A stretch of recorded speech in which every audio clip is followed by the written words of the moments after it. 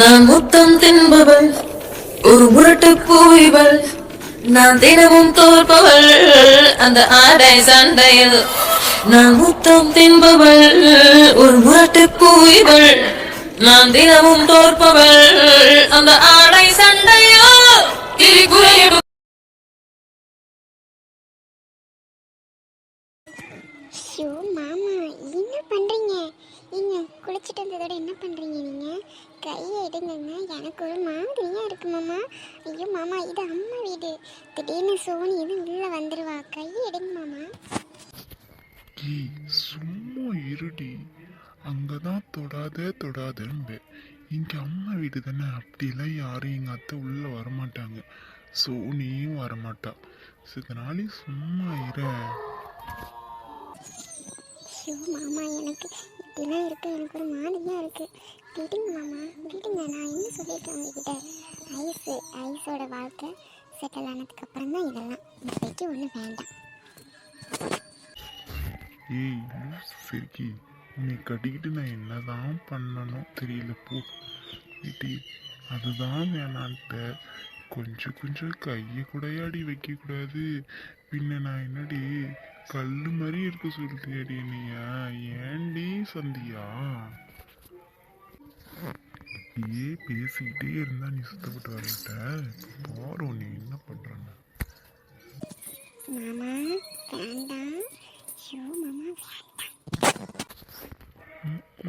எனக்கு வேணுமே, எனக்கு வேணும்டி.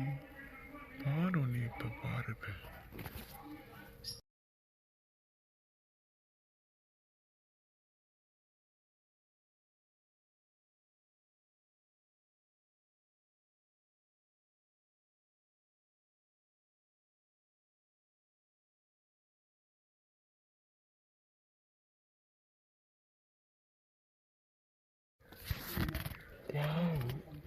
என்ன சாம்பி யூஸ் பண்ற?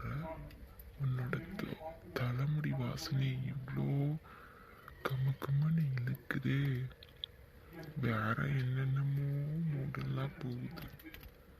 ஏய் சந்தியம்மா, இருடி.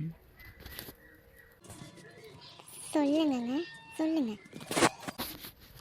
சரி, நான் ஒன்று கொடுத்தல, பதிலுக்கு திருப்பி நீ ஒன்று கொடு. நான் கொடுத்ததை எனக்கு திருப்பி வேணும். முடியாது, இப்போக்கி கொடுக்க முடியாது. அடியே உன்னை பாருப்ப. அக்கா சந்தியா, அடியே சந்தியா. ஷோ நீங்க சோனிங்க, கையை எடுங்க. நீ மச்சனிச்சு தானடி, உள்ள கூப்பிடுறி. ரொம்ப ஆசை தான் உங்களுக்கு. என்ன நடக்குதுங்க அக்கா? என்னக்கா மாமா தலை காய வச்சுட்டு இருக்காங்களா என்ன? ஆமாண்டி சோனி, வரியா? உன்னோட தலையும் காய வச்சுடுறேன். வா சீக்கிரம் குளிச்சுட்டு வா. உங்க அக்காவுக்கு அடுத்து நீ தான். ஷியோ மாமா போங்க மாமா கிட்ட. முதல்ல எங்க அக்கா வச்சு மீட் பண்ணுங்க, அப்புறம் என்ன வச்சு மீட் பண்ணிக்கலாம். அடி வாங்க போற, என்னடி பேசிட்டு இருக்க மாமா கிட்ட? போடி இந்த தடவை வாரேன்.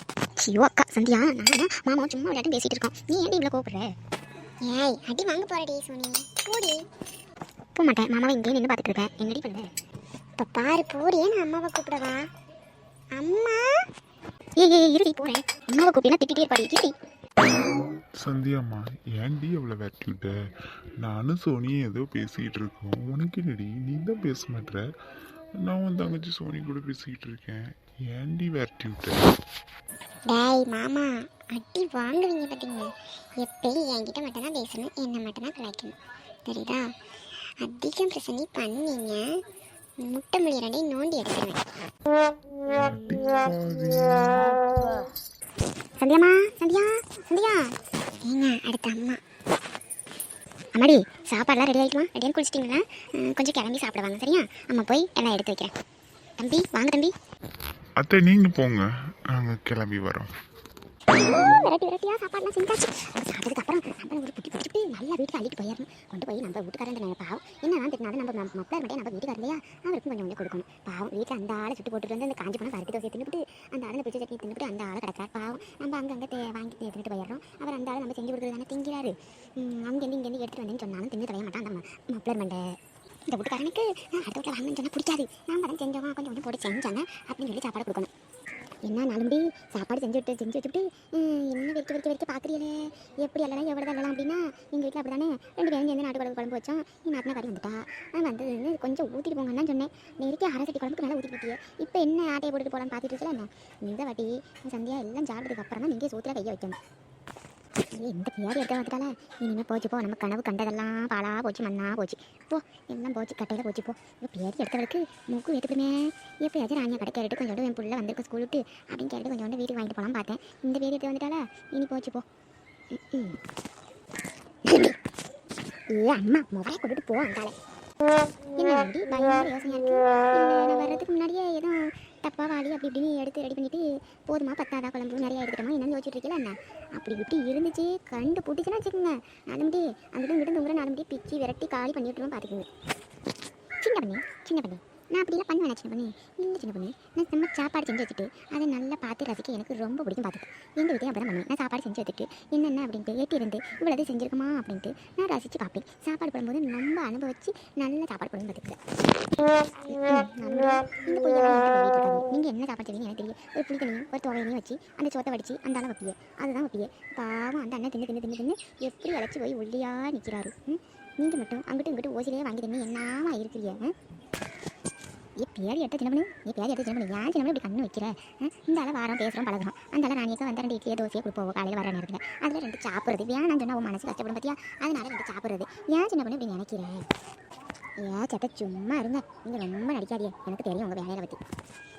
மாதிரி சின்ன பண்ணி நாலும்படி இவன் சாப்பாடெல்லாம் எடுத்துகிட்டு டைம் டேபிள் வாங்கம்மா. சந்தியாவையும் மாப்பிளையும் வச்சு எடுத்து வந்தேன். சாப்பாடு பரிமாறிட்டு நீங்களும் சாப்பிடலாம். நீ ஆகிட்டு பற்றியில வாங்க இருந்தாலும் கேட்க இருந்தாலும் வாரம். ஐயோ சின்ன பண்ணி நம்ம பேச அப்புறம் பேசிக்கலாம். சின்ன பண்ணி பொண்ணு மாப்பிள்ளை சாப்பாடு போட்டு சாப்பிடும் வா. அந்த வயிற்று பசி கோடலை பிடுங்குது. எம்மா தாங்க முடியல சின்ன பண்ணி வயிற்று பசி போவா. சின்ன பண்ணி அப்புறம் நீ என்ன என்ன வேணாலும் கழுவி எழுதி ஊற்றிக்க. முதல்ல சோறு தான் மிச்சம் பண்ணுங்க. சோத்துக்கு வந்து தொலை